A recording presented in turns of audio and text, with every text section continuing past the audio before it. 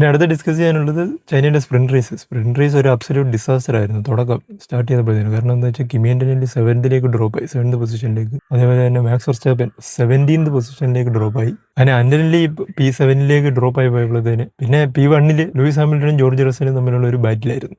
അത് കഴിഞ്ഞാൽ George Russell P1 എടുക്കും, അത് കഴിയുമ്പോഴത്തേന് പെട്ടെന്ന് ഹാമിൽട്ടൺ P1 എടുക്കും.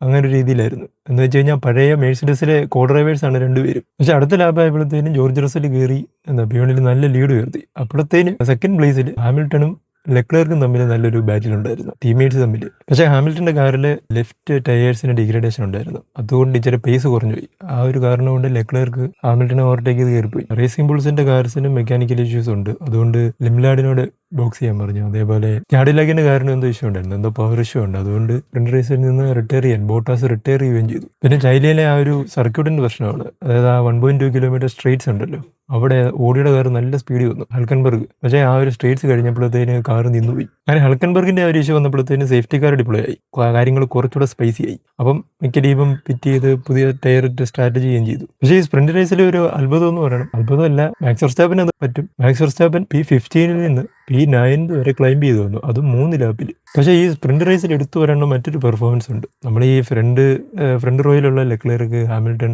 റസലിന്റെ കാര്യമൊക്കെ പറയുന്നതിന്റെ കൂടെ തന്നെ പറയേണ്ടതാണ്, മിഡിൽ ഒലിവർ ബിയർമാൻ അടിപൊളിയായിട്ട് കയറി വരുന്നുണ്ടായിരുന്നു. അങ്ങനെ സ്പ്രിന്റ് റേസിന്റെ റിസൾട്ട് എന്താണെന്ന് ചോദിച്ചു കഴിഞ്ഞാൽ P1 Russell, P2 Leclerc, P3 Hamilton. അടിപൊളി ഒരു സ്പ്രിന്റ് റേസ് ആയിരുന്നു. അപ്പോൾ നാളെ 12:30 Indian time 12:30 Chinese grand pre വരുന്നത്. അപ്പോൾ റേസിനുള്ള ക്വാളിഫയിങ്ങിൽ പ്രൊവിഷണൽ പോൾ പൊസിഷനിൽ വന്നത് നമ്മുടെ കിമി ആന്റണിയാണ്. ചെറുക്കൻ അടിപൊളി പെർഫോമൻസ് ആയിരുന്നു. അപ്പോൾ നാളത്തെ റേസ് കഴിഞ്ഞ് അതിന്റെ വിശേഷങ്ങളുമായിട്ട് അടുത്തൊരു വീഡിയോയിൽ വരാം.